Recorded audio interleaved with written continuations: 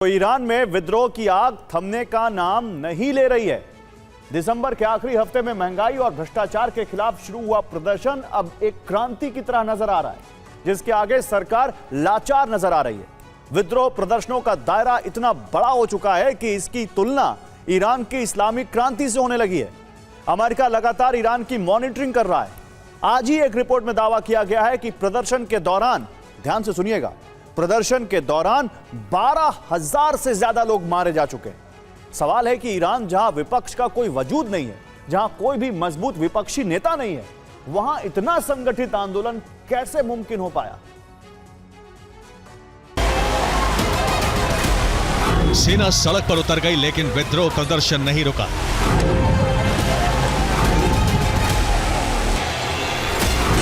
गोलियां चल रही हैं, लेकिन प्रदर्शनकारी डर नहीं रहे।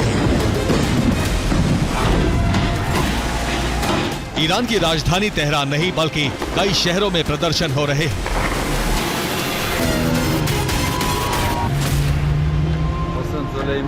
राजधानी तेहरान समेत ईरान के इस्फहान में प्रदर्शन हो रहे हैं। करज में भी उग्र भीड़ का तांडव जारी है। मशहद में आगजनी की जा रही है। शिराज में सेना और पुलिस लाचार नजर आ रही है।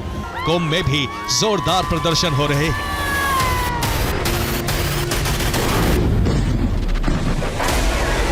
सेना और पुलिस की ताकत नाकाम हुई तो सरकार ने समर्थन में प्रदर्शन करवाया, लेकिन उसका भी कोई खास फायदा नहीं हुआ। दुनिया में हर भीड़ का एक नेता होता है, लेकिन सवाल है कि ईरान में इन प्रदर्शनों के पीछे कौन है? कौन है जो खामनेई की सत्ता को खत्म करना चाहता है? शुरुआती दौर में ये दो चेहरे सामने आए हैं। पहली तस्वीर रजा पहलवी की है और दूसरी मरियम रजावी की। रजा पहलवी अंतिम शाह के बेटे हैं और मरियम रजावी निर्वासित वामपंथी संगठन के चीफ हैं।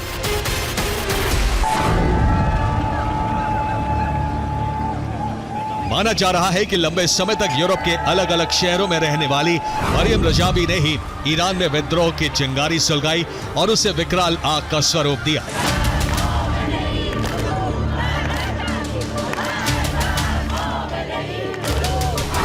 ईरान में पीपल्स मुजाहिदीन नाम का संगठन था। आज के जमाने में इसे निष्क्रिय माना जाता है। युद्ध के दौरान इस संगठन ने इराक का साथ दिया। इस संगठन को मसूद रजावी ने बनाया था। मरियम रजावी मसूद रजावी की पत्नी है। हालांकि फ्रांस निर्वासित होने के बाद भी मरियम रजावी ने संगठन को बनाए रखने की कोशिश की। मरियम रजावी ही संगठन का नेतृत्व करती हैं। पीपल्स मुजाहिदीन मरियम रजावी के नेतृत्व वाली ईरान की नेशनल काउंसिल ऑफ रेजिस्टेंस की सबसे बड़ी ताकत है। ये संगठन कई देशों में रहकर काम करता है। मरियम रजावी 1993 से NCRI यानी national council of resistance of Iran की अध्यक्ष है। मरियम रजावी ईरान में बड़े आंदोलन की नींव बहुत साल पहले रख चुकी थी। अमेरिका और इजराइल से मदद लेकर धीरे धीरे मरियम ने ईरान में इसे मजबूती दी। मरियम ने ही सभी विद्रोही गुटों के जरिए इस मूवमेंट को लीड किया है।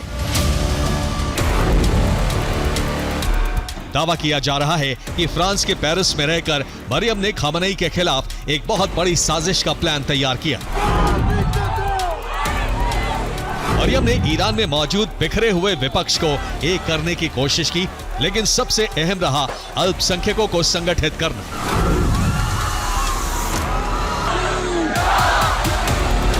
मरियम रजावी ने MEK के जरिए विद्रोह की शुरुआत करवाई है। MEK यानी मुजाहिदीन एक खालक संगठन को मरियम ने ही मजबूत किया है। विद्रोह भड़काने के लिए मरियम ने इसी संगठन के जरिए फंड दिया है। इन तमाम दावों के आधार पर यह कहा जा सकता है कि इस वक्त यूरोप में ही ईरान के विद्रोह प्रदर्शनों का कंट्रोल रूम है और वहीं से नेतृत्व भी किया जा रहा है।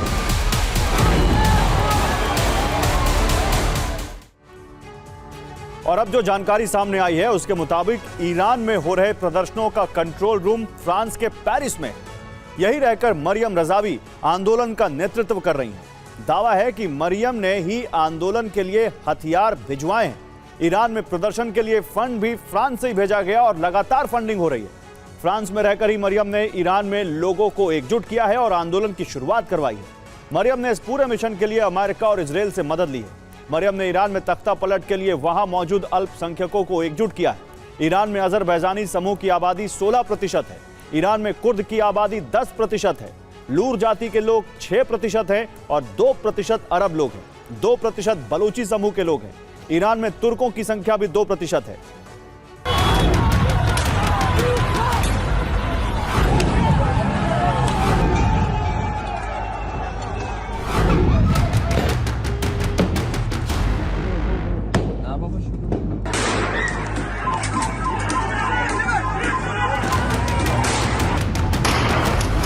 मरियम रवाजी भले ही लंबे समय से ईरान से बाहर हैं, लेकिन एमईके के जरिए वो लगातार एक्टिव हैं। रिपोर्ट में दावा है कि ईरानी सरकार ने इनके पति मसूद रजावी की हत्या करा दी थी। अब मरियम सरकार से इंतकाम ले रही है।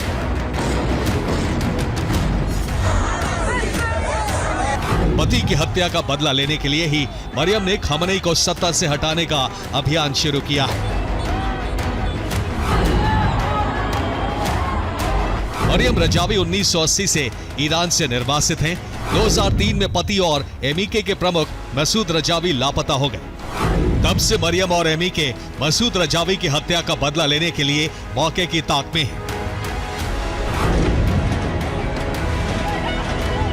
सुन्नी मुस्लिम कुर्द और बलूच तेहरान में शिया मुस्लिम सरकार के खिलाफ अक्सर विद्रोह करते रहते हैं। मरियम ने इन छोटे छोटे ग्रुप को एकजुट करने का काम किया और तेहरान से विद्रोह प्रदर्शनों की शुरुआत करवाई।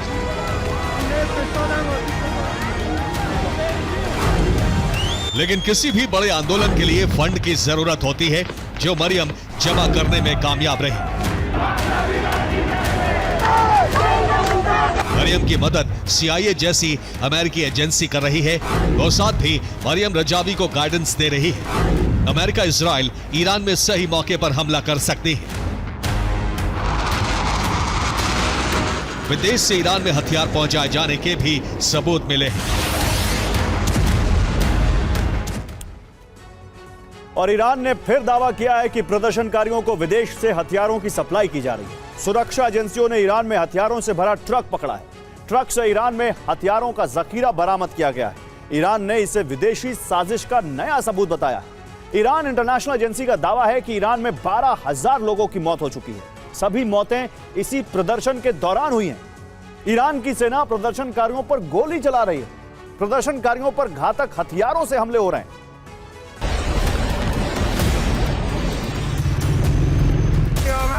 ईरान में आंदोलन तो शुरू हो चुका है, लेकिन सबसे बड़ा सवाल है कि खमेनी नहीं तो कौन। इसकी सबसे बड़ी वजह है ईरान में विपक्ष का बिखराव। साल 2023 में दुनिया के दूसरे देशों में रहने वाले कुछ ईरानी समूहों ने मिलकर एक गठबंधन बनाया था। ये गठबंधन धर्म और राज्य को अलग अलग करने, स्वतंत्र चुनाव और स्वतंत्र न्यायपालिका की मांग करता है।